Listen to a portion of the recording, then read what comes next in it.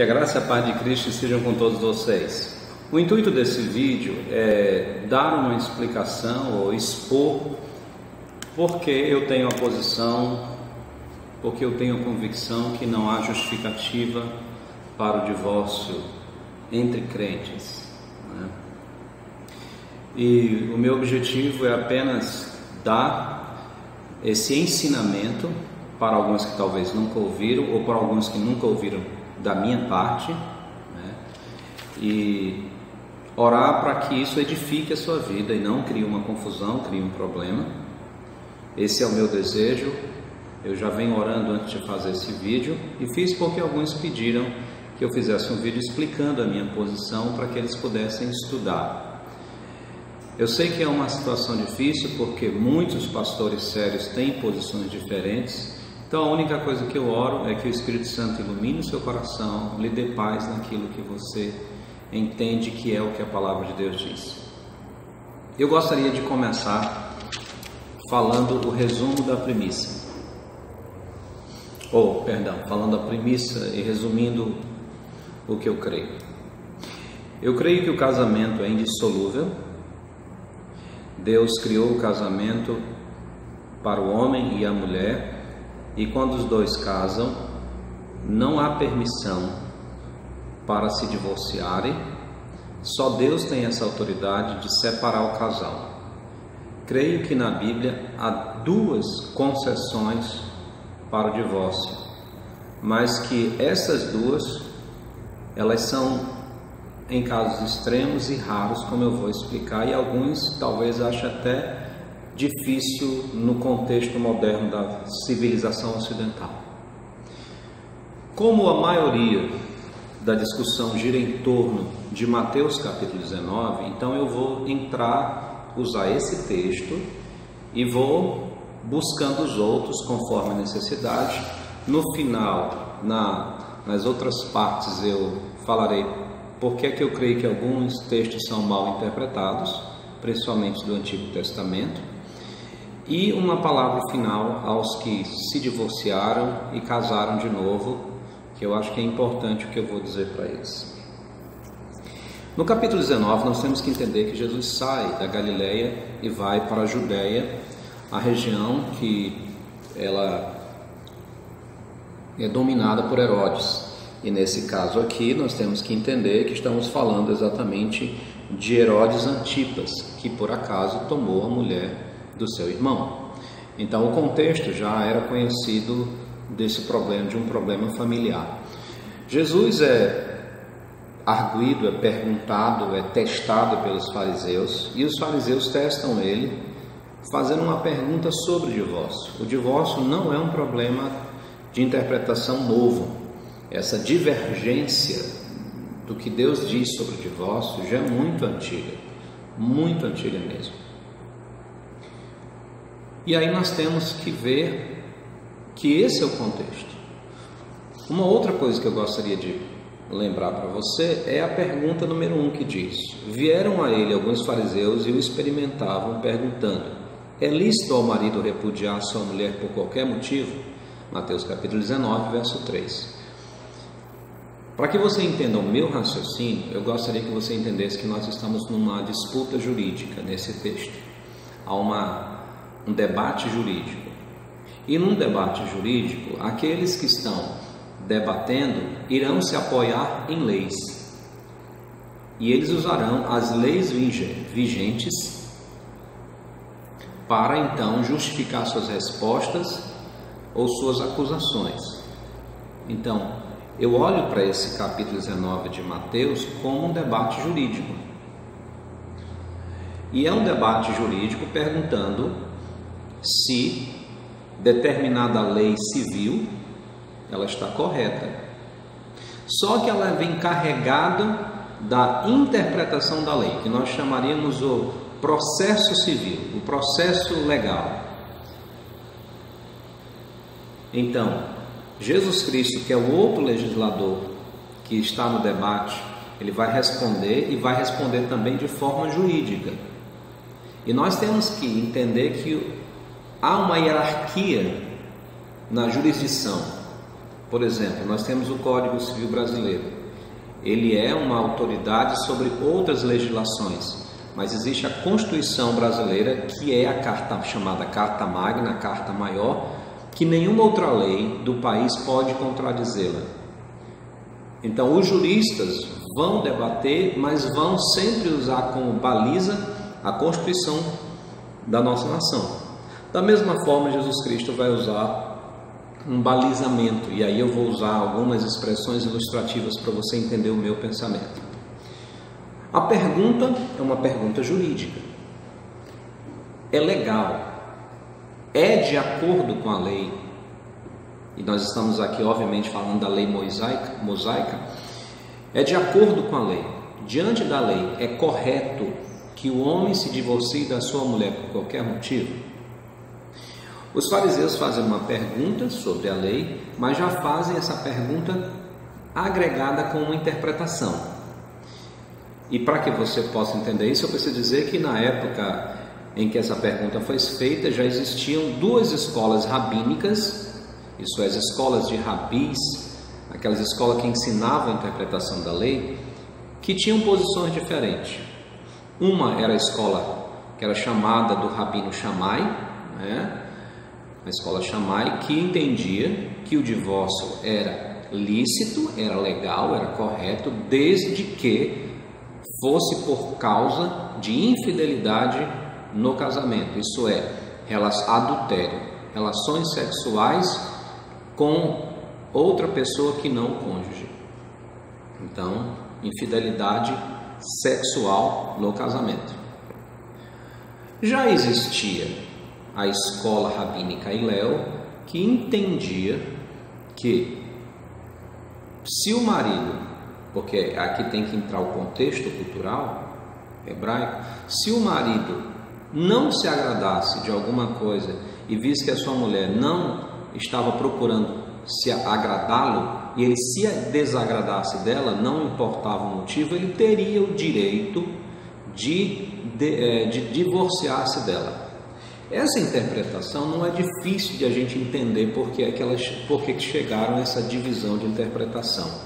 Eu preciso buscar Deuteronômio capítulo 24, que é o ponto que está sendo discutido. Então eu preciso ir para Deuteronômio capítulo 24 e ler para vocês a lei que está sendo discutida. Diz assim, Deuteronômio capítulo 24, do verso 1 até ao verso 4. Se um homem tomar uma mulher e se casar com ela, e se ela não for agradável aos seus olhos, por ter lhe achado coisa indecente nela, e se ele lhe lavrar um termo de divórcio e lhe o der na mão, e a depois despedir de casa, e se ela saindo da sua casa for e se casar com outro homem, e se este aborrecer e lhe lavrar termo de divórcio e lhe o der na mão, e a despedir da sua casa, ou se este último homem que a tomou para si por mulher vier a morrer, então o seu primeiro marido, que a despediu, não poderá tornar a desposá-la para que seja sua mulher, depois que foi contaminada, pois é abominação perante o Senhor. Assim não farás pecar a terra que o Senhor teu Deus te dá por herança. Então você percebe que a lei fala de duas situações que podem ser interpretadas como as escolas interpretaram. Por quê? Porque ele primeiramente diz, olha, se o homem casar com uma mulher e ela não for agradável aos seus olhos, mas por qual motivo? Por ter achado coisa indecente nela. Então aqui diz, olha, há uma coisa indecente nessa mulher, e aqui a palavra remete a questões de ordem sexual. Então veja só, a pessoa casou e de repente ele esperava que fosse uma virgem e ele descobre que a mulher não é mais virgem. Então, pela lei, ele tinha o direito de divorciar-se dela, né? Ou porque ela foi infiel, então dá para interpretar, ela traiu, então, até porque na lei mosaica o adultério era resolvido com morte, né? A gente tem que lembrar disso também. E aí você vê claramente que o homem, por conta da infidelidade da esposa, teria o direito de se divorciar dela. Mas, quando ela sai e casa com outro homem, diz assim, verso 2: e se ela, saindo de sua casa, for e se casar com outro homem, e se este a aborrecer e lhe lavrar termo de divórcio, aí agora ele não fala mais que é o mesmo motivo. Alguns interpretam, subentendem que é o mesmo motivo, mas a lei não está dizendo que é o mesmo motivo, só usa a expressão: se ele se aborrecer dela, se não se agradar mais dela, então lavre, dê divórcio para ela. Então, uma escola entendia que só era o motivo de infidelidade, e a escola em Léo entendia, já por conta desse versículo 3, que se o marido se desagradasse de algo da sua esposa, estava livre para se divorciar dela. Então, essa eram duas escolas fortes. Eu acredito que talvez, como hoje em dia, não eram as únicas, mas eram as duas mais fortes. E os fariseus, quando perguntam para Jesus sobre Deuteronômio capítulo 24 para nós, de 1 a 4, eles já perguntam com uma interpretação. Eles já jogam a pergunta colocando a posição de uma escola. A escola em Léo. É lícito, é legal, é de acordo com a lei que o homem se divorcie, eu estou usando umas palavras mais modernas, se divorcie da sua esposa por qualquer motivo? Aí agora é a vez do legislador Jesus Cristo responder. E como o legislador, não apenas um legislador, o legislador, Jesus responde no versículo 4. Não tendes lido que o Criador desde o princípio os fez homem e mulher e disse: por esta causa deixará o homem pai e mãe e se unirá à sua mulher, tornando-se os dois uma só carne, de modo que já não são mais dois, porém uma só carne. Portanto, que Deus ajuntou, não o separe o homem. Jesus Cristo agora, eles começam discutindo: Senhor, vamos aqui olhar a lei, o que a lei diz. É legal diante da lei que o homem se divorcie por qualquer motivo? Jesus responde abrindo a Constituição. Eu estou usando essa ilustração para você entender. Ele abre a Constituição e lê o que a Constituição diz. Vocês não sabem que desde o princípio a vontade suprema e perfeita do Criador, quando criou homem e mulher, não é essa? É isso que a Bíblia diz. É isso que Moisés diz lá em Gênesis. Essa é a vontade de Deus. A união entre o homem e a mulher é o cumprimento da vontade de Deus. E a vontade de Deus é que eles permaneçam casados. A separação é a vontade humana, não é a vontade de Deus. Ele deixa muito claro. Quando um casal casa, eles estão cumprindo a vontade de Deus. Mas uma vez casados, a vontade de Deus é que eles permaneçam casados. E a separação é um produto da vontade humana. Jesus deixa muito transparente isso aqui.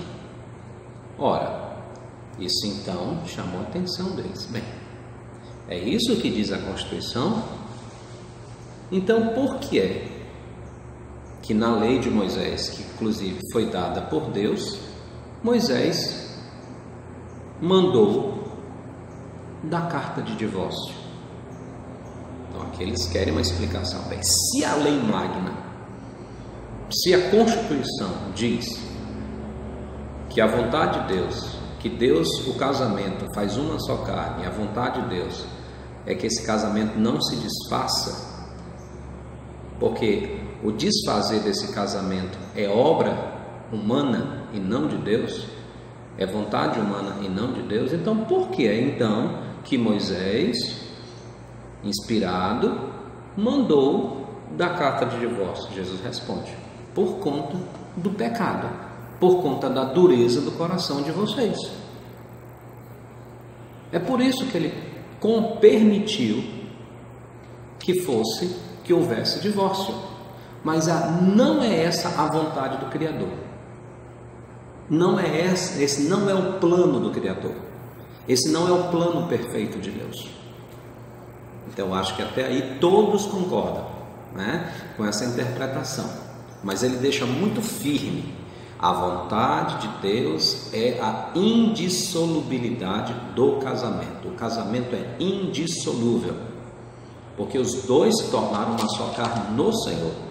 E a separação é única e exclusivamente da vontade humana e produto da dureza do coração, produto do pecado de alguém que não quer se arrepender, da falta de arrependimento. Ora, até aí eu creio que todos os intérpretes da Bíblia concordam. Ninguém iria discordar do que eu estou dizendo. A questão é o que vem no versículo 9, quando Jesus diz: eu, porém, vos digo, quem repudiar sua mulher, não sendo por causa de relações sexuais ilícitas, e se casar com outra, comete adultério, e casar com a repudiada, comete adultério. Então aqui é onde entra o que é chamado cláusula de exceção, que eu entendo que existe uma cláusula de exceção, mas ela vai ser exemplificada aqui neste livro, e eu vou chegar lá. Mas eu gostaria de fazer algumas observações interpretativas para você entender meu raciocínio. Esse texto que se encontra no versículo 9 do capítulo 19 de Mateus, também se encontra em Mateus capítulo 5, no que é chamado pelos estudiosos de o Sermão do Monte. Você encontra, por exemplo, versículo 31 e 32 de Mateus capítulo 5, o seguinte: também foi dito, aquele que repudiar sua mulher, dê-lhe carta de divórcio.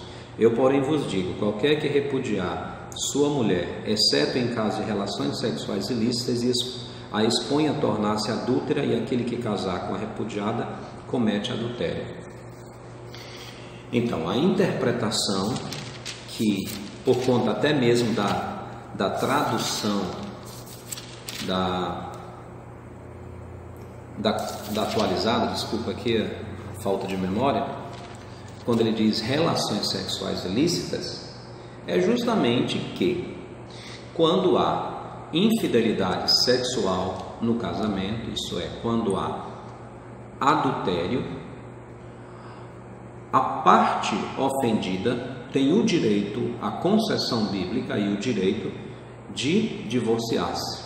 Essa é a ideia que tem sido pregada por muitos, né? E a interpretação que ela é possível. Ela é possível. Se não fosse possível, não haveria uma quantidade enorme de servos de Deus e denominações históricas que defendem esse ponto de vista, tá certo? Quando eu falo histórica, de igrejas sérias, igrejas que realmente nós cremos que pregam o evangelho verdadeiro, tá certo? Mas o que eu gostaria que você entendesse é que eu preciso fazer algumas considerações sobre algumas expressões aqui dentro. A primeira é a seguinte: Jesus diz, eu, porém, vos digo. Claramente, Jesus Cristo está dando uma interpretação. Não é que ele está reinterpretando a lei, mas ele está falando sobre a profundidade da lei aqui. Ele está falando sobre a profundidade do que a lei fala. E nesse caso, nós teríamos que comparar com outros casos aqui em Mateus capítulo 5, quando ele diz, eu, porém, vos digo. Por exemplo, Jesus diz aqui no versículo 21, vocês ouviram o que foi dito, não matarás, e quem matar estará sujeito a julgamento. Jesus diz, eu, porém, vos digo, se alguém se irá contra o seu irmão sem motivo, estará sujeito a julgamento. Quem proferir um insulto ao seu irmão estará sujeito a julgamento do tribunal. E quem lhe chamar tolo ou raca, que é uma expressão muito baixa, estará sujeito ao inferno de fogo. Quer dizer, Deus, o Senhor Jesus Cristo, diz uma coisa muito mais séria.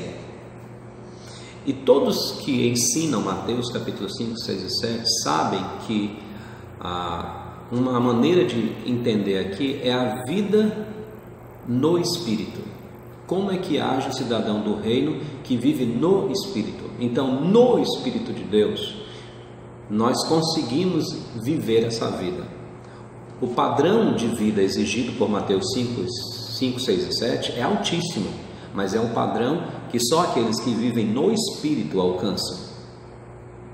É algo que a natureza humana não alcança, porque é muito mais do que ela está disposta a dar. Apenas quando vivemos no Espírito é que nós conseguimos cumprir essas verdades aqui, porque é o Espírito que faz em nós. E aqui é um caso.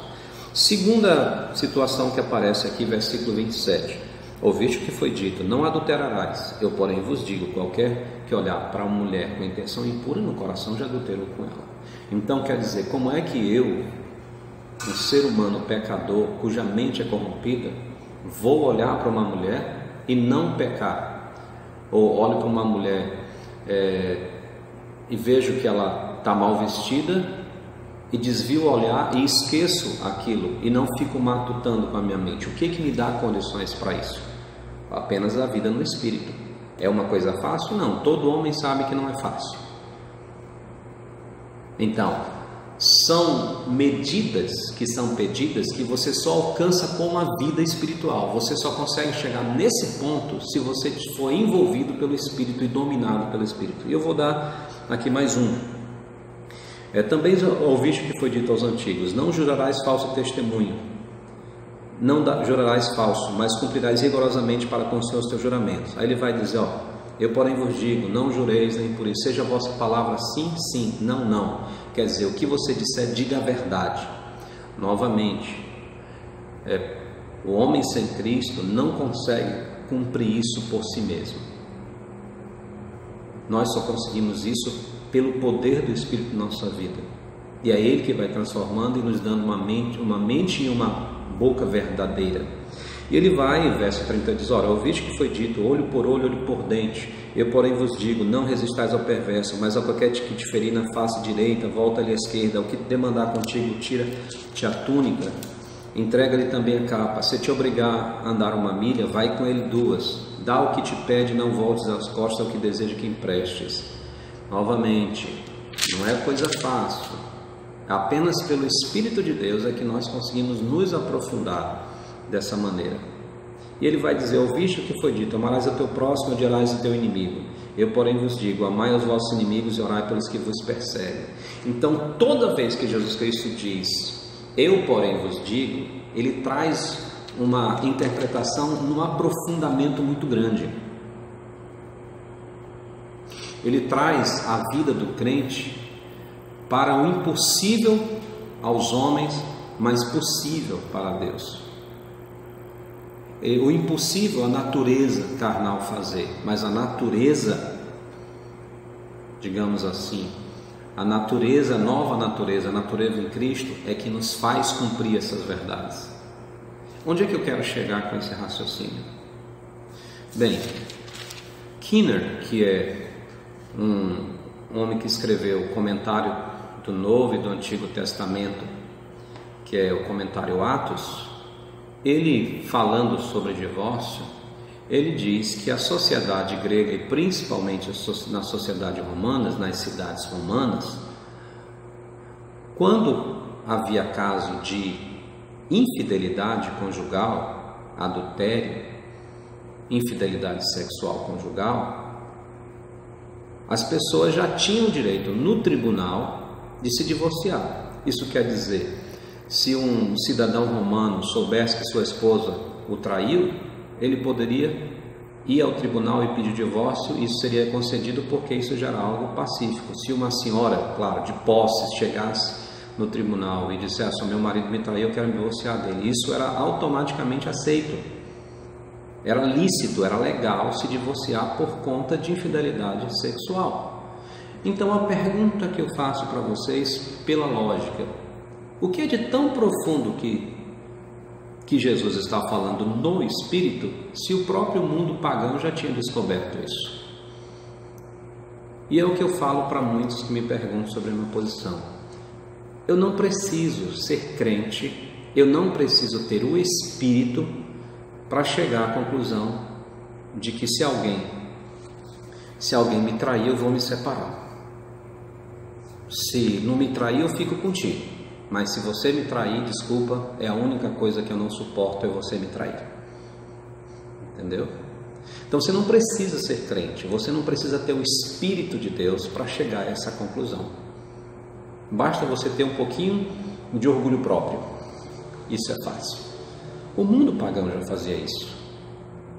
Os romanos já faziam isso. Os gregos já faziam isso. Os próprios incrédulos têm essa conclusão óbvia. Então, no que eu preciso do Espírito de Deus para chegar a essa conclusão? Não preciso. Agora, para permanecer casado, apesar do divórcio, apesar da infidelidade, aí eu preciso do Espírito de Deus. E eu vou chegar a isso mais lá na frente, na própria pessoa de Deus, tá bom? Essa é uma situação que eu vejo claramente. A outra situação de raciocínio que eu gostaria de chamar você é que essa palavra que é usada aqui, tanto em Mateus capítulo 19 como em Mateus capítulo 5, ela não é a palavra clássica no grego para adultério. Existia uma palavra específica para adultério, para adúltero, na língua grega. Mas existe uma palavra no Novo Testamento que ela abrange praticamente todos os pecados sexuais, que é a palavra porneia, de onde vem a nossa palavra pornô, pornografia, pornográfico, não é? Então, a palavra que aparece aqui no original é, a não ser que seja por porneia, né? Algumas traduções traduzem essa expressão aqui, a expressão de porneia, traduzem como fornicação. Essa é uma expressão que é usada, por exemplo, Almeida Corrigida Fiel usa o seguinte: eu porém vos digo que qualquer que repudiar sua mulher, a não ser por causa de fornicação, faz que ela cometa adultério. É uma tradução possível, não estou dizendo que essa é a tradução certa. A palavra que talvez daria uma ideia geral com o Novo Testamento seria imoralidade, a não ser que seja por imoralidade. Então essa seria a interpretação mais correta no contexto aqui, imoralidade. Porque se Jesus quisesse falar em adultério, ele teria usado essa palavra, porque há uma palavra específica para adultério. Então, nesse caso aqui, usando a palavra original, então se de repente a esposa chegasse e entrasse de supetão no banheiro e visse seu marido se masturbando, ela ia dizer: olha, desculpa, mas não dá mais para a gente continuar casado. Não, mas não dá. Ou de repente ela entra e percebe que ele está olhando uma revista pornográfica, dizendo: vamos encerrar. Não, mas como assim? Não, você está me traindo, né? Até por causa dos versículos 27, você já me traiu no seu coração. Então vamos nos separar. Ou então ele está lendo contos eróticos, qualquer coisa que envolva a imoralidade já é motivo suficiente, justificável para se separar, interpretando esse texto dessa forma. Está entendendo? Não apenas, o que eu estou dizendo é que o texto não fala apenas de ato sexual, de adultério, ato sexual. Ele é muito amplo pela sua palavra, se essa é a interpretação. Então, por exemplo, se as pessoas que defendem ou que entendem que há uma cláusula de sugestão aqui, quando, apesar da sua luta para que não separe o casamento, mas se uma senhora chegar e dizer: pastor, olha, eu peguei meu marido se masturbando, eu vou me separar dele. Não, irmã, mas só por isso não. Mas, diante da interpretação que alguns têm, é justificável. Claro que nenhum pastor vai ser a favor do divórcio, eu quero deixar bem claro isso. Mas diante dessa posição, ele tem que aceitar essa justificativa. Não, pastor, eu estava lá e eu vi que ele tinha lendo revista de conto erótico, né? Então eu posso me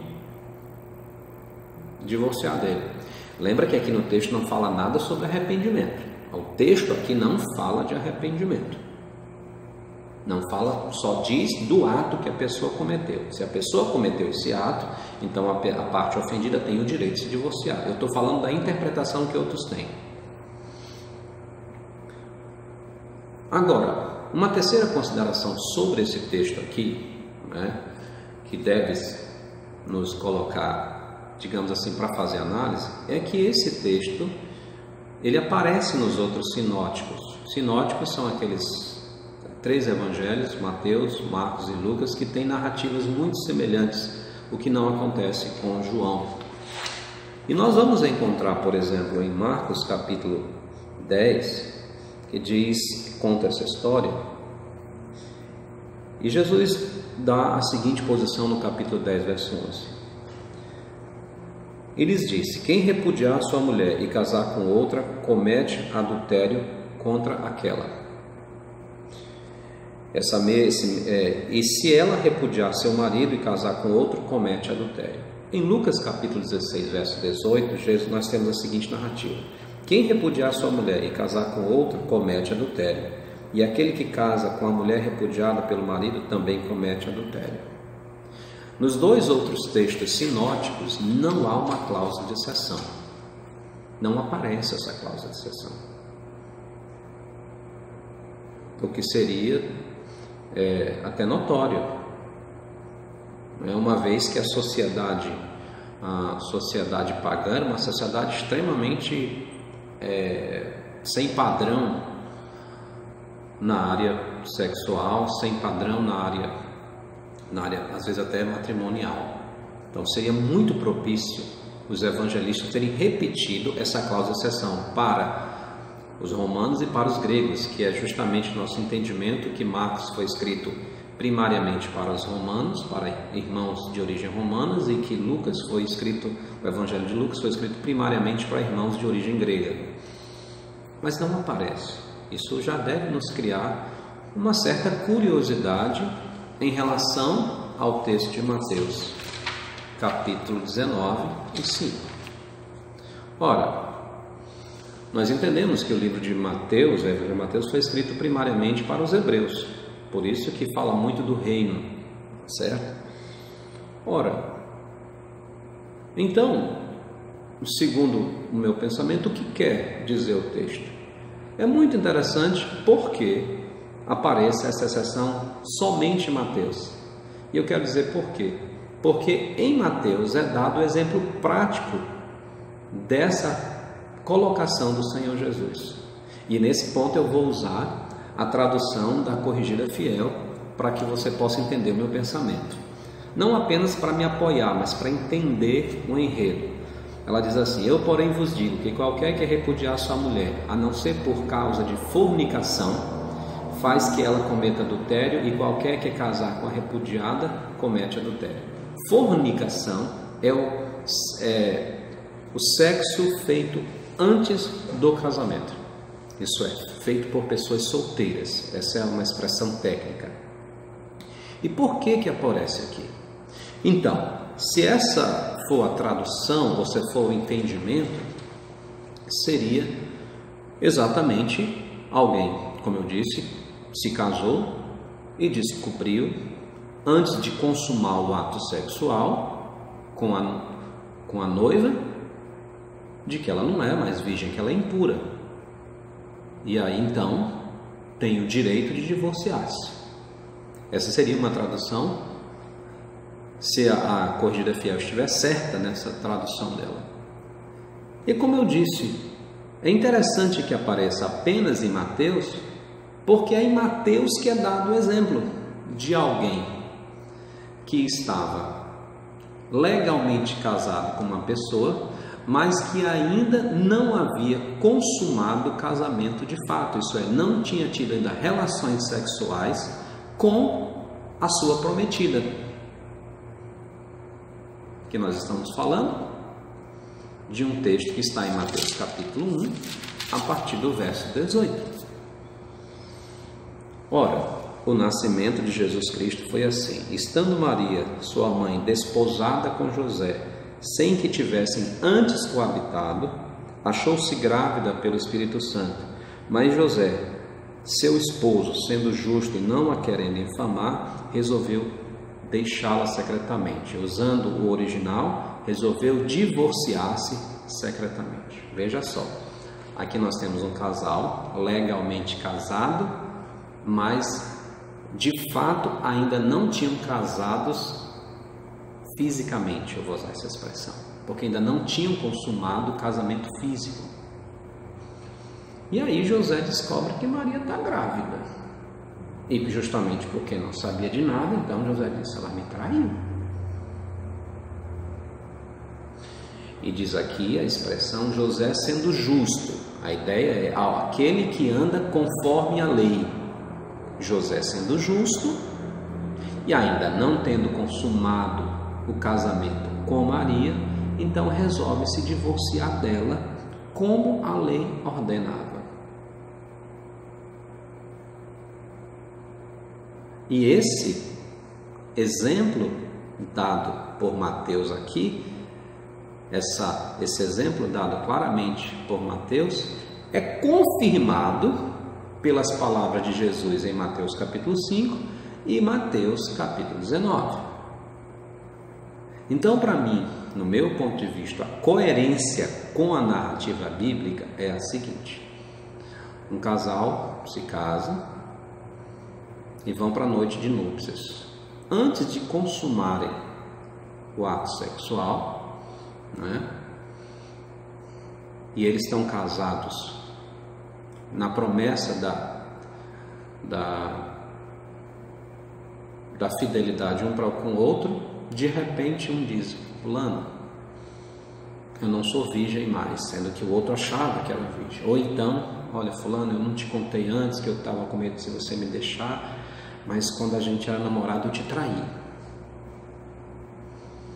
Eles ainda não consumaram o casamento fisicamente. Então a pessoa diz: bem, nesse caso, né, então a gente vai se separar. E nós vamos, já que a gente se casou legalmente, já casamos no cartório, então nós vamos anular esse casamento, vamos nos divorciar e você vai para o seu canto e eu vou para o meu.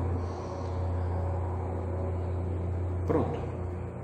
Esse é um motivo que eu vejo que a Bíblia dá. Ainda não foi consumado de fato o casamento diante de Deus. Por isso, diante de Deus não houve o casamento. Houve o casamento civil, se foi o caso e tal, mas diante de Deus não foi realizado. Porque Paulo deixa muito claro que a união física, ela torna os dois um só. Isso está incluído a união física, eu já falei para vocês isso na semana anterior.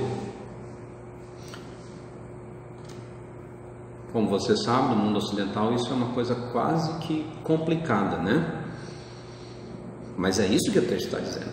Para mim, pelo exemplo que é dado em Mateus capítulo 1 e pelo que Jesus fala, essa é a coerência do texto. E não se falando de adultério, porque se Jesus estivesse, se Jesus estivesse falando de adultério, ele teria usado a palavra própria para adultério. E não uma palavra genérica que tem como sua tradução também, sua ideia também, fornicação. Relações sexuais antes do casamento. Tá certo? Então, essa traição que acontece antes do casamento, antes da consumação do casal, é dado permissão para que haja o divórcio. Aqui havia o casamento legal, mas José ainda não tinha consumado de fato diante de Deus esse casamento. É um raciocínio para alguns talvez muito estranho, mas é um raciocínio que tem coerência com os textos da Bíblia, essa questão da consumação de fato diante de Deus. Tá bom? Ora, essa é a minha interpretação para esse texto e por isso não cabe aqui. E é por essa razão que Paulo, como a gente viu nessa segunda semana de casais, lá em 1 Coríntios capítulo 7, diz claramente no versículo 11, versículo 10: aos casados ordeno não eu, mas o Senhor, que a mulher não se separe do marido, se porém ela vier separar-se, que não se case, ou que se reconcilie com seu marido, e que o marido não se aparte da sua mulher. Isso concorda plenamente. é uma verdade única. Não há motivos para separação. E aí você diz, mas o Senhor estava falando que nesse texto Moisés dá o melhor. Paulo fala de uma concessão, é verdade. E é muito claro para mim o texto. Quando o incrédulo, por conta de não querer viver com a luz, pede separação, ele pede separação, o crente não é obrigado a ficar amarra com que essa pessoa sofrendo, às vezes até humilhação indecente, por conta de que o incrédulo não quer viver na luz, ou com a luz. Então o incrédulo quer separar-se, separa, mas isso parte do iníquo, e não é da vontade do servo de Deus. Pela vontade do servo de Deus, continuaria casado, mesmo a pessoa sendo incrédula, mas é o iníquo que quer se separar. Não parte isso, nem parte e nem é concordante o crente. Então, diante de Deus, ele não está quebrando o voto dele, se separando ou permitindo se separar. Essa seria a melhor palavra, porque quem está se separando é o iníquo, e ele também vai pagar diante de Deus por conta dessa iniquidade.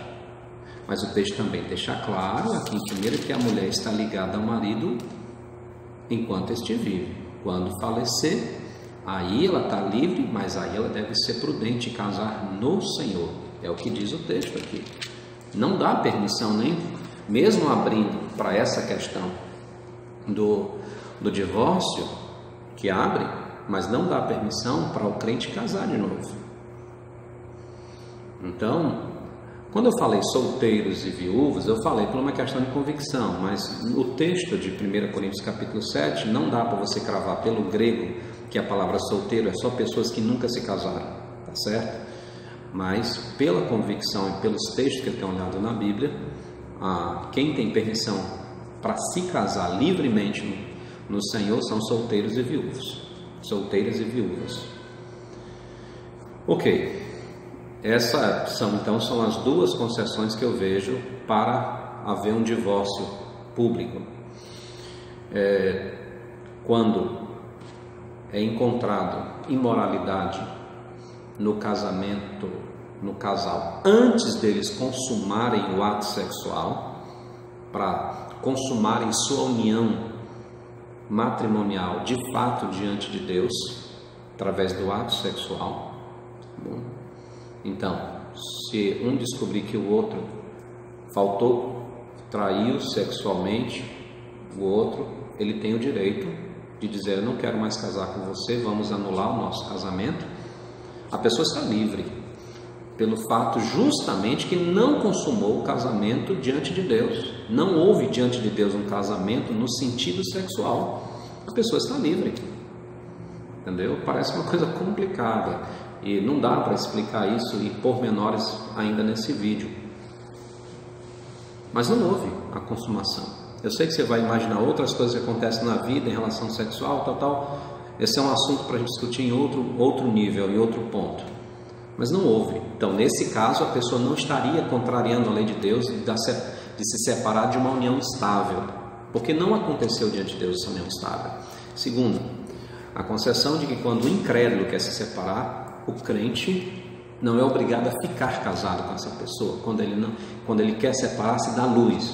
Lembra que bem claro que eu falei no último estudo da segunda semana. Não é porque o crente é abusivo, porque o crente é insuportável, mas é porque a pessoa incrédula não quer viver com a luz. Então, nesse caso, é concedido a permissão para que o crente aceite, conceda, permita esse divórcio. Mas esse divórcio não lhe dá o direito de casar enquanto o marido está vivo. Dá o direito de não ficar preso a essa humilhação. Não é? Paulo deixa isso muito claro. E da mesma forma, não contraria a lei de Deus, porque é o iníquo que está se apartando. Não é o crente que está voluntariamente se divorciando ou concordando com o divórcio. É o iníquo. O crente continua na sua posição de honrar o seu matrimônio, honrar honrar o seu juramento diante de Deus e viver uma vida pura diante de Deus. Então ele não peca diante de Deus porque em momento nenhum ele está violando a lei de Deus, aquela carta magna, porque não foi ele que se separou, não foi ele que buscou a separação, foi o iníquo que não conhece Deus, mas ele continua bem diante de Deus e continua fiel diante de Deus, mas desde que não case. Ou se o marido vier a falecer, ou a esposa vier a falecer, aí ele tem permissão para casar, mas agora com o servo de Deus, no Senhor, essa é a expressão, né? E é possível, irmãos, eu conheço um amigo, inclusive era pastor, ou é pastor, que a esposa dele enlouqueceu e resolveu abandonar o lar pelo ex-namorado, e já tendo filhos grandes. Até hoje ele continua solteiro. Ele diz: eu fiz uma promessa diante de Deus e eu vou cumprir minha promessa. E ele continua solteiro, cuida dos filhos, os filhos ficaram com ele, cuida dos filhos e continua cumprindo a promessa. Ele diz claramente: eu fiz uma promessa diante de Deus. Ela quebrou a dela, mas eu não quebro a minha, porque a minha está firmada em Deus e não simplesmente nela. Agora eu preciso ir para alguns textos que são usados por alguns colegas, interpretam de uma maneira diferente de mim, mas eu gostaria de fazer as minhas considerações sobre esses textos, né? Primeiramente, se nós voltarmos para Deuteronômio capítulo 24, você vai perceber que aquele texto já traz uma complicação para a nossa interpretação mais ampla hoje. Porque, por exemplo, a lei dizia: o camarada casa com uma mulher, se ele encontrar algo indecente nela, ele se divorcia, e essa mulher então pode contrair um novo matrimônio. E aí, ao contrair um novo matrimônio, se aquele segundo esposo se divorciar dela ou se vier a morrer, o primeiro marido não pode desposá-lo. A gente pode até entender a lei dizendo, se ela se divorciar e ela ficou livre, então o primeiro marido não pode tomá-la de volta. A gente pode até entender isso daí. Mas diante da ideia ampla da palavra de Deus, qual seria o empecilho dela se o esposo morreu? Por exemplo, o segundo esposo morreu. Ela estaria livre, não é o que a gente entende? Acabou de Paulo dizer lá em 1 Coríntios capítulo 7. Então, quando as pessoas pegam esse texto de Deuteronômio e querem aplicar na vida moderna, eles têm que entender que tem uma complicação aqui para coisas que eles mesmos acreditam. Porque se lá em 1 Coríntios capítulo 7 diz que a morte libera, mas a lei aqui não libera com a morte. Se o segundo marido morresse, o primeiro não poderia esposar de jeito nenhum, ainda que ele fosse solteiro e ela estivesse livre, não poderia. Porque a gente tem que lembrar que nós estamos diante de uma lei civil. A lei civil foi dada para Israel a fim de organizar a sociedade israelita, que estava a maior bagunça, como diz as expressões nossas regionais, estava a maior bagaceira, entendeu? O maior piseiro, por conta dos anos de escravidão e o contato com a idolatria e um povo totalmente pagão. Então, para organizar essa sociedade, então é dada a lei para que a sociedade se organize. A ideia da lei é muito clara, que o marido, antes de mandar uma mulher embora, pensasse bem, olha, você agora está com raiva, você está chateado, e você vai querer mandar a sua mulher embora por conta do que ela fez. Mas na hora que você mandar ela embora, se você não se arrepender antes que ela case de novo, você não vai poder reavê-la. A ideia da lei é muito clara, ela não permitir que virasse aquela balbúrdia, aquela bagunça civil num povo que deveria ser santo para Deus e refletir a sua palavra e a sua lei, a sua santidade de vida. Mas se nós virmos a coerência com o Novo Testamento, quando aquela mulher ficasse viúva, ela estaria livre para casar, inclusive com seu primeiro marido. Mas a lei não permitia. Por quê? Justamente porque mesmo ela estando livre, ela não poderia voltar para o primeiro marido, ainda que ela quisesse, ou que ele quisesse ela, não poderia. A lei dizia isso para quê? Porque ambos deveriam pensar bem no primeiro casamento, para não se separar, para que depois, puxa, mandei embora, estava com raiva dessa mulher, mas eu amo tanto ela, e agora? Agora não tem mais jeito. Pela lei você não pode, você vai contaminar a terra, que dizia a lei, mesmo ela sendo viúva. E ainda que o homem tivesse solteiro, Por quê? Porque o objetivo da lei civil é organizar. Então, pegar muitas vezes o texto de Deuteronômio capítulo 24 e querer fazer uma aplicação moderna, dizendo que é possível você ter uma carta de divórcio, dando até diretrizes para esse divórcio, eu creio que é temerário e não é coerente com as nossas próprias interpretações ou a própria coerência do que a Bíblia diz. Segundo, alguns têm pego alguns textos dos profetas e aplicado para justificar o divórcio. Por exemplo, alguns pegam, eu vou dar alguns exemplos aqui para vocês, alguns pegam, por exemplo, Isaías 50, verso 1, que diz o seguinte: assim diz o Senhor, onde está a carta de divórcio de vossa mãe, pela qual eu a repudiei? Ou quem é o meu credor, a quem eu vos tenha vendido? Eis por causa das vossas iniquidades é que fostes vendidos, e por causa das vossas transgressões vossa mãe foi repudiada. Um outro texto que eu tenho ouvido alguns defendendo porque é que a validade, e principalmente olhando para essa questão da infidelidade para o divórcio, usam, por exemplo, Jeremias capítulo 3. Jeremias capítulo 3, aqui a partir do verso 6 diz o seguinte: disse mais o Senhor, nos dias do rei Josias, viste o que fez a pérfida Israel? Foi a todo monte alto e debaixo de toda árvore frondosa, e se deu ali a toda prostituição. E depois de ela ter feito tudo isso, eu pensei que ela voltaria para mim, mas não voltou. A sua pérfida irmã Judá viu tudo isto. Quando por causa de tudo isto, por ter cometido adultério, eu despedi a pérfida Israel e lhe dei carta de divórcio, vi que a falsa Judá, sua irmã, não temeu, mas ela mesma se foi e se deu à prostituição. Então aqui diz claramente que Deus deu carta de divórcio por conta da infidelidade conjugal. Então alguns dizem, olha, está vendo? Se o próprio Deus, que é o exemplo de tudo, deu carta de divórcio por conta de infidelidade, então é claro que esse é um motivo justificável para a separação. Então Deus está justificando, até pelo seu próprio exemplo, que esse é o motivo válido para a separação. À primeira vista pode até parecer isso, mas eu tenho muita preocupação quando se pega textos proféticos e carregados de simbolismos e figuras e fazer uma aplicação literal num contexto como o do casamento. Eu acho muito temerário, porque nós não fazemos isso para interpretar as profecias.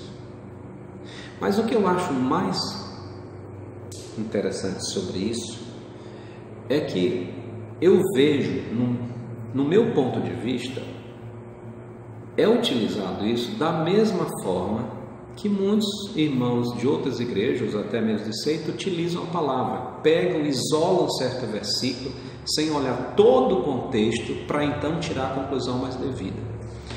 Quando você olha, por exemplo, esses dois textos, você diz, não, é verdade. Como é que Deus deu carta de divórcio? É claro que quando o assunto é infidelidade, tem a permissão de Deus. A priori, quando você olha só esses textos, sem olhar toda a profecia, todo o contexto que está envolvido, você pode chegar a essa conclusão. Esse não é meu problema. Mas o meu problema é a falta do outro passo. Talvez porque eu tenho formação, ou quase formação em matemática, minha mente é muito lógica, muito acadêmica. Eu trabalho muito com lógicas e a parte de lógica precisa de algumas premissas para eu poder aceitar. Alguns pesos, algumas provas.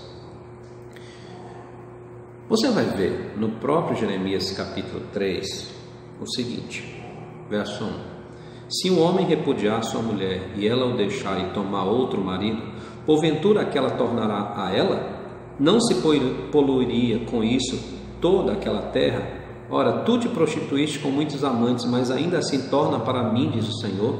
Então, aqui novamente, Deus usa uma simbologia da lei para exemplificar seu relacionamento com Israel.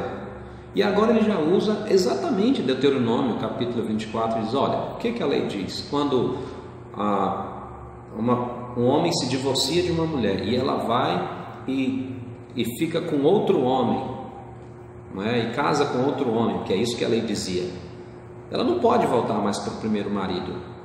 E ele está dizendo: e agora vocês querem voltar para mim depois de terem vivido com outros homens? Né? Ele não dá os pormenores aqui. Lá embaixo ele vai dizer que, no versículo, como ele vai dizer, 6 e 7, 6, 7, 8, fala que ele deu carta de divórcio, mas ele diz aqui, falando da lei, ele diz: olha, vocês não podem mais tornar para mim. Como é que vocês querem tornar para mim se a lei diz que vocês não podem mais tornar? O problema é que todos esses textos são ilustrativos. Eles não são textos absolutos para o casamento, são textos ilustrativos. Deus está usando as várias questões da sociedade de Israel para ilustrar o seu relacionamento. Mas apesar de ele ter dado carta de divórcio, apesar de ele falar aqui que Israel pela lei não poderia mais voltar, eu queria chamar vocês para a atenção do versículo 11, né? Eu gostaria de chamar a atenção de vocês no capítulo 3.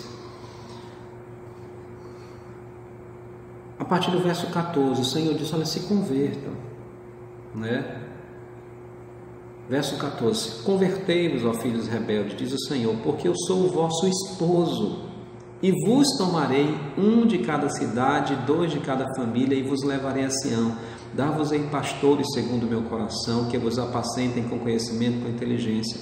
Sucederá que quando vos multiplicardes e vos tornardes fecundos na terra, então diz o Senhor, nunca mais se exclamará: a arca da aliança, ela não lhes virá à mente, não se lembrarão dele, nem sentirão falta, será outro. Naqueles tempos chamarão a Jerusalém de trono do Senhor, nela se reunirão todas as nações. E aí vai dizendo: naqueles dias andará a casa de Judá com a casa de Israel, e virão juntas da terra do norte para a terra que eu, herança, dei aos vossos pais. O próprio texto que fala que Deus tinha dado carta de divórcio, fala que Deus vai receber de volta essa adúltera, não é? O próprio texto vai receber de volta essa adúltera. O próprio texto que fala onde Deus reclamou: não tem como receber vocês, a lei não permite. Mas aqui no próprio capítulo 3 diz que ele está recebendo ela de volta, perdoando ela. Agora vamos para... Lembra que eu li para vocês Isaías capítulo 50, verso 1, que diz: olha, onde está a carta de divórcio de vossa mãe, pela qual eu repudiei, ou quem é meu credor, a quem vos tenha vendido? Eis que por causa das vossas iniquidades é que fostes vendidos, e por causa das vossas transgressões vossa mãe foi repudiada. Se nós usarmos esse versículo para dizer que Deus concorda com o divórcio por conta de adultério, nós também vamos ter que, para ser justos e coerentes, dizer que Deus concorda com a escravidão. Por exemplo, se eu quiser vender meus filhos para um mercador de escravos, porque eles são rebeldes, porque eles são filhos insubordinados, porque eles não me obedecem, eu posso vendê-los. Porque aqui está dizendo que Deus vendeu Israel, Deus vendeu os filhos de Israel, vendeu os filhos de Judá como escravos. Então, se Deus fez isso, então eu tenho a permissão de Deus também para fazer isso. É uma coisa que a gente jamais, na nossa cultura ocidental, aceitaria. Então, o que eu quero dizer é que são textos carregados de simbolismos e que não podem ser usados para nós aplicarmos de uma maneira literal numa área da vida como no casamento. Mas eu gostaria de continuar seguindo a minha linha raciocínio do capítulo 3 de Jeremias, mas agora vamos mais à frente em Isaías. Eu li para vocês Isaías 50, verso 1, mas eu quero ler com vocês agora Isaías 54, verso 6. Vamos a partir do verso 4. Olha só: não temas, porque não serás envergonhada. Não te envergonhes, porque não sofrerás humilhação, pois te esquecerás da vergonha da tua mocidade e não mais te lembrarás do opróbrio da tua viuvez. Porque o teu Criador é o teu marido. O Senhor dos Exércitos é o seu nome, e o Santo Israel é o teu Redentor. Ele é chamado Deus de toda a terra, porque o Senhor te chamou como uma mulher desamparada e de espírito abatido, como uma mulher da mocidade que fora repudiada, diz o teu Deus. Por breve momento, você diz, mas foi repudiada por outra pessoa, mas olha o que diz aqui: por breve momento te deixei, mas com grande misericórdia torno a acolher-te. No ímpeto de indignação escondi-te de ti a minha face por um momento, mas com misericórdia eterna me compadeço de ti, diz o Senhor, teu Redentor. Porque isto é para mim como as águas de Noé, pois jurei que as águas de Noé não mais inundariam a terra, e assim jurei que não mais me iraria contra ti, nem te repreenderia, porque os montes se retirarão e os outeiros serão removidos, mas a minha misericórdia não se apartará de ti, e a aliança da minha paz não será removida, diz o Senhor, que se compadece de ti. Versículo 50, capítulo 51, eu me divorciei de você.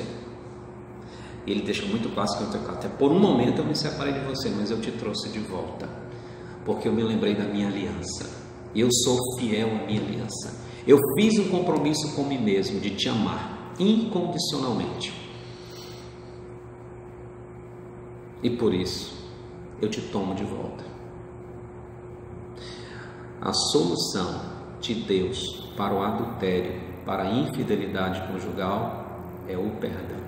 Essa não é uma frase minha, é do meu professor do Prega a Palavra, que eu ouvi dele a primeira vez, Dr. Credival.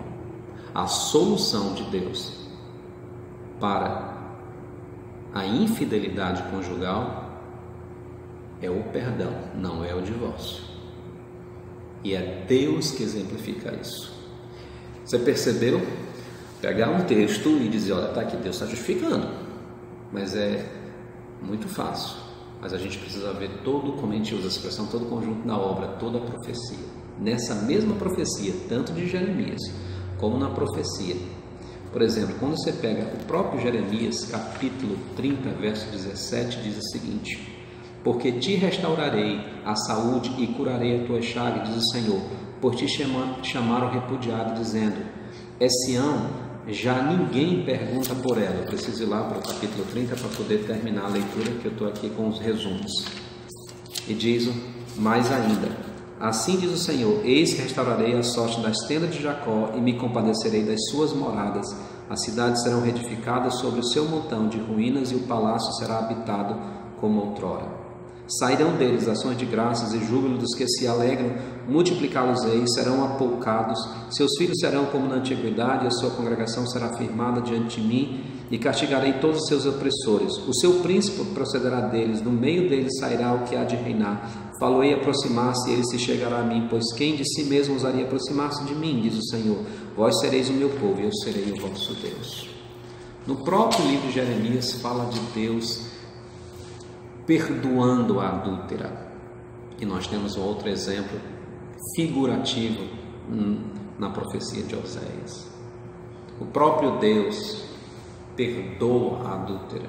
Pode ser que por um momento de ímpeto ele se separe, como ele usa essa ilustração. Por um momento de raiva eu me separei de você, mas eu te tomo de volta, porque eu tenho uma aliança contigo.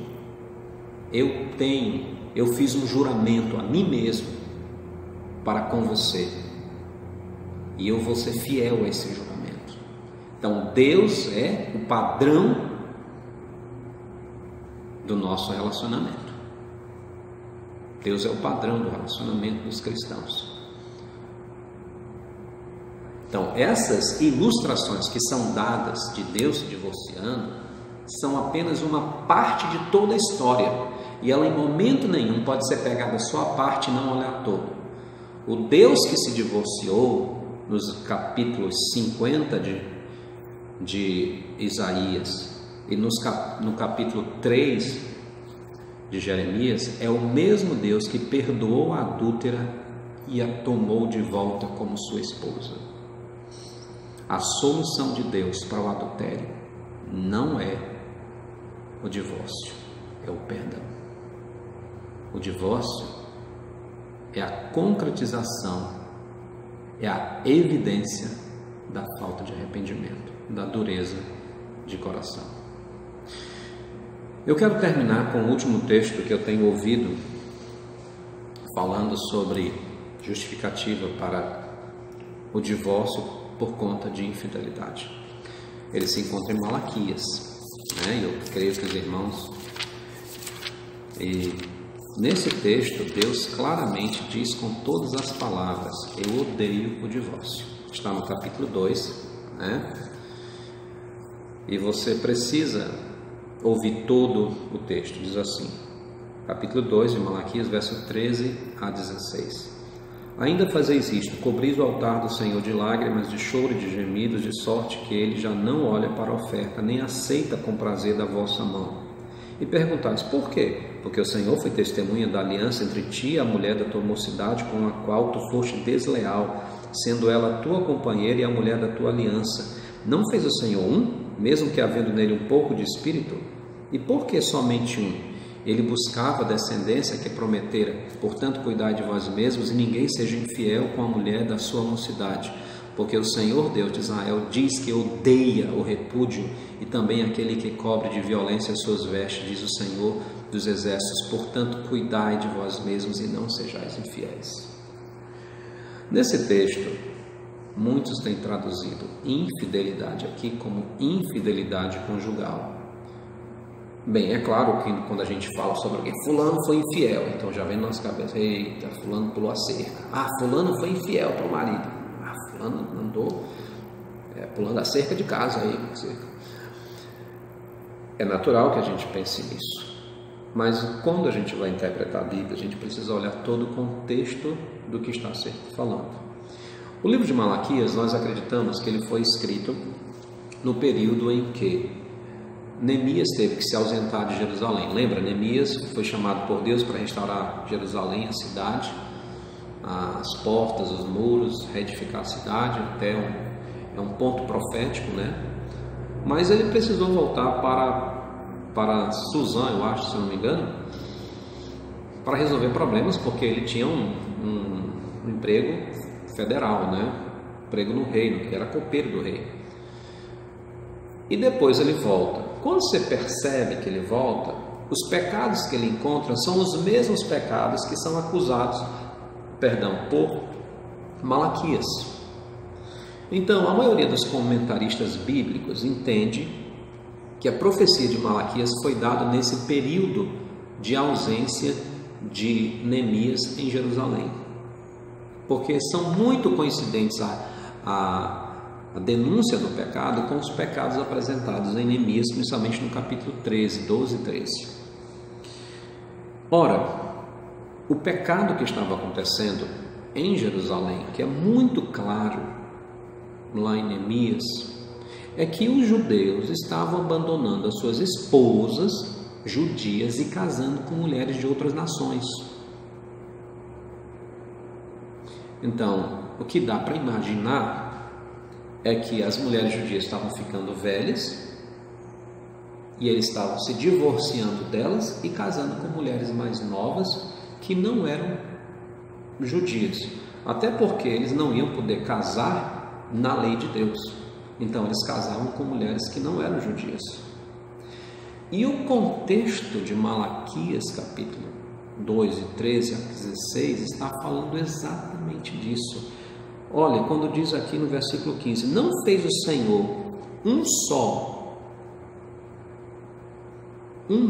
mesmo que havendo nele um pouco de espírito.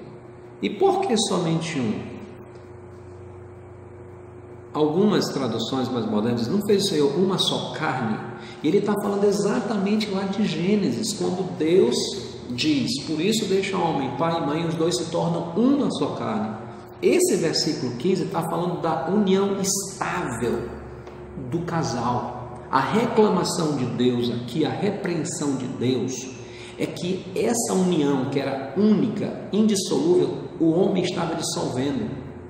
A infidelidade aqui não era infidelidade sexual, era o não cumprimento do juramento de serem até a morte os separam.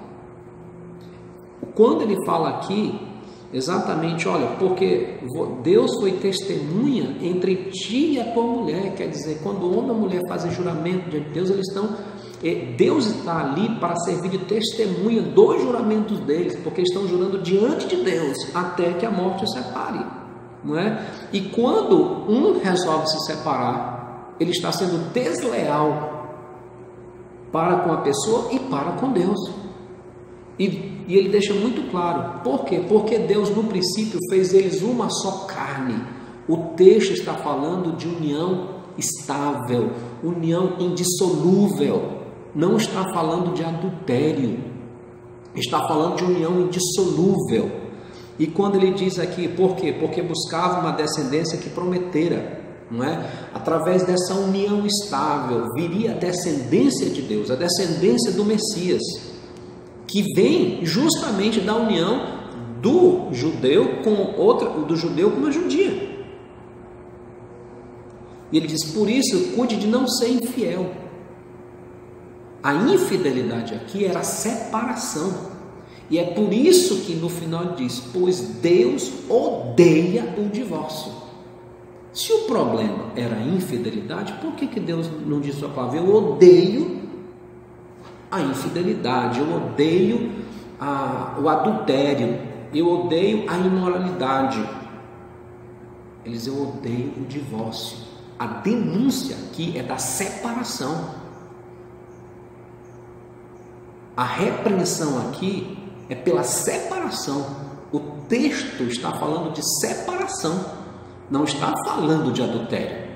Então, meter adultério aqui é colocar um assunto que o texto não está tratando. O texto está tratando de separação. Então, a denúncia do pecado aqui não é infidelidade, não é adultério. A denúncia do pecado aqui é a separação. Cuide de não ser infiel. Por quê? Porque os judeus, e aqui claramente está falando dos sacerdotes, estavam abandonando suas mulheres, mas que tinham casado na juventude, por isso que é chamada a expressão a tua mulher da mocidade, deixando elas e casando com outras que não eram judias. E você vai ver esse problema lá em Neemias capítulo 13. Inclusive um sacerdote que estava casado com uma mulher que não era judia. E Deus diz, não, eu busco uma descendência pura. E ele diz, assim como é tão pública a violência, não é?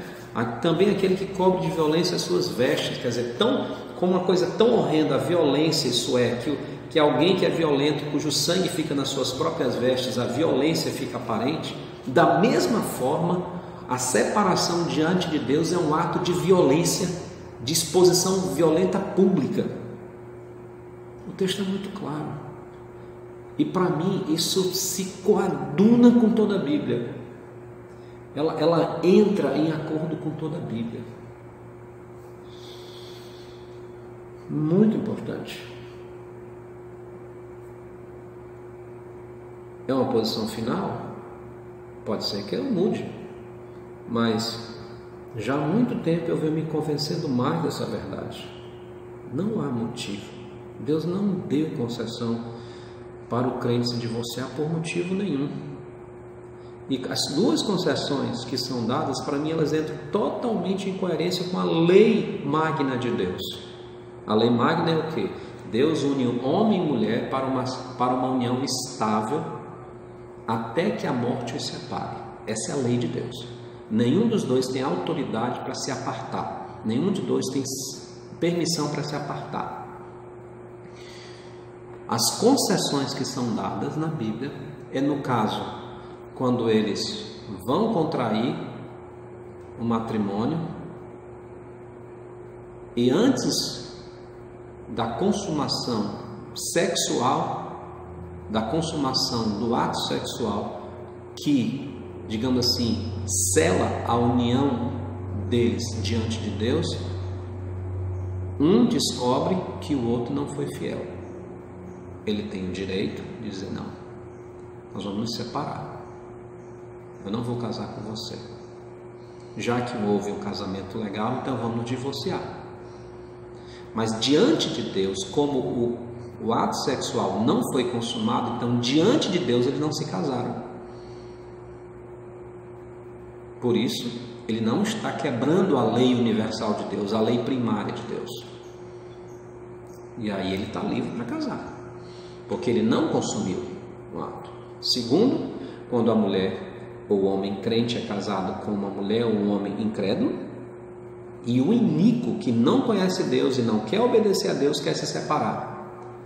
Contra a vontade do crente, contra a vontade da irmã crente, contra a vontade do irmão crente, que não é do prazer, do gosto nem da vontade deles. Mas como sabe que esse incrédulo pode trazer uma vida de humilhação para ela ou para ele, então para não viver nessa prisão, então ele concede contra a sua vontade o divórcio, mas não tem permissão para casar de novo, porque ele tem um voto diante de Deus. Ele não quebra o voto, ele não quebra a sua promessa diante de Deus, porque não foi sua vontade de divórcio, foi o iníquo que quis separar ele. E nesse ponto ele não está em pecado diante de Deus, porque não partiu da sua concessão, da sua vontade, nem do seu interesse. Se separa, mas não tem permissão para casar de novo. Então, não, em maneira nenhuma, digamos assim, entra em contradição com a lei magna de Deus. Tirando esses dois casos que eu falei, a exemplo do próprio Deus e o seu amor incondicional, que deve ser o exemplo dos casais, Deus, a solução de Deus para o adultério, para a infidelidade conjugal, foi o perdão. Essa foi a solução dada por Deus. Mas eu preciso deixar uma última palavra para os divorciados que estiverem escutando esse vídeo.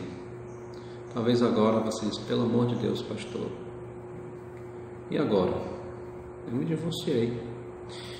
Bem, os textos que eu li para você diz claramente: comete adultério, não é vive em adultério, né? Então, digamos, você divorciou, seja você crente, ou divorciou quando era crente ou não, para mim isso não muda, porque a lei foi dada para a humanidade, não para a igreja, ou só para Israel, foi no princípio de todas as coisas. Então, você diz: e agora, pastor, eu me divorciei, casei de novo, quer dizer então que o meu lar, eu estou agora eternamente condenada, sob maldição, meu lar está sob maldição? De jeito nenhum, irmão, não siga por esse lado não, que eu acho que é a maior besteira que alguém pode ter lhe dito. Primeiro porque os dois textos não diz vive em pecado, diz comete pecado, né? Então, quando você resolveu se separar, você se pecou contra Deus. Quando você se casou de novo, cometeu outro pecado contra Deus, mas não vive em pecado. A Bíblia não diz vive em pecado. Isso é coisas que vai acontecer, é muito claro, é por conta da consequência da iniquidade, né? Mesmo que você tenha se separado por motivo de infidelidade, você pecou contra Deus. A outra pessoa também pecou contra Deus. Existem graus de pecados. Deus vai tratar cada um segundo o grau do seu pecado. Mas o que precisa entender é que agora, diante da exposição da palavra de Deus, você tem que entender que se o primeiro casamento não deu certo, quem sabe você está até no terceiro casamento, né? O primeiro casamento não deu certo e você se casou de novo e casou no Senhor, mas agora você precisa mudar a sua mente, metamorfosear a sua mente. Desculpa, de vez em quando eu quero falar difícil, eu me complico com minhas próprias palavras, né? Você tem que fazer a renovação da sua mente, porque senão você vai continuar se divorciando. Eu quero contar um exemplo de um caso que nós cuidamos, eu e a irmã Melanie. Existia uma jovem senhora, uma moça que casou, né? Quando casou era moça, jovem, e ela não era crente, casou com um homem e esse homem foi infiel com ela. E como eu disse, você não precisa ser crente para chegar à conclusão que a infidelidade é suficiente para você se separar. Ela então se divorciou e automaticamente ela, até ouvindo vários pastores, tinha essa posição: não, por infidelidade eu tenho justificativo para me separar. Mas ela casou de novo, ela aceitou Cristo quando era divorciada, então ela se divorciou quando ela era incrédula. Então, aí, quando aceitou Cristo, ela conheceu um outro homem e casou com ele. na expectativa de que eu casei com um incrédulo, ele fez isso comigo, mas um crente não vai fazer. Infelizmente, o crente fez isso com ela. Traiu. E aí começou aquela batalha, né? Então, o casal veio pedir ajuda. Eu pedi ajuda a minha, Melanie. E ela já vinha desse divórcio. E ela tinha claramente já convicto: não, eu vou me separar. A Bíblia me dá essa permissão. Ela já tinha feito isso quando era incrédula. Não vou. Foi quando então esbarrou em mim e na Melanie, com a nossa posição: não existe justificativa. Não há justificativa para o divórcio. Não, mas a Bíblia diz, né? É uma interpretação, mas a nossa não há. E uma frase que minha esposa falou para essa irmã foi: minha querida, você vai continuar o resto da sua vida se separando, ou vai resolver obedecer a Deus e lutar pelo seu casamento e mudar a sua história de vida? Eu creio que aquelas palavras foram usadas por Deus e essa irmã resolveu voltar atrás da sua concepção, ou pelo menos da sua prática. Não sei da concepção se ela mudou, mas da prática mudou, e resolveu perdoar o marido. Depois disso, eles receberam tantas bênçãos nesse casamento, e a felicidade de continuarem unidos. Até onde eu saiba hoje, continuam juntos e felizes. Sabe por quê? Porque eles resolveram renovar a mente deles. Ela resolveu renovar a mente dela. E ela experimentou quão boa, agradável e perfeita é a vontade de Deus. E para mim essa é a vontade de Deus para todo casal. Que não se separe por motivo nenhum. Por isso, você que é divorciado, você precisa agora mudar a sua mente. Aconteceu. Assuma, entenda e reconheça que você pecou diante de Deus ao ter se divorciado, independente da justificativa que você tenha. Você pecou diante de Deus. Mas agora, nesse novo lar, você quer viver segundo a vontade de Deus. E a vontade de Deus é: não se separe. Essa é a vontade de Deus. É a vontade boa, agradável e perfeita. E se você obedecer à vontade de Deus, você vai descobrir um dia que ela sempre foi boa, agradável e perfeita. Que Deus abençoe todos que estão vendo esse vídeo. Eu espero que ele tenha edificado sua vida. E eu estou à disposição, se algum dia você quiser tirar um tempo, vocês quiserem vir conversar com a gente, até mesmo para discutir essa posição, discutir no bom sentido, ouvir mais, tá certo, sobre essa nossa posição. Eu teria o maior prazer, o irmão Melanie, de conversar com vocês. Que Deus abençoe vocês e que o Senhor sustente no seu amor o nosso lar.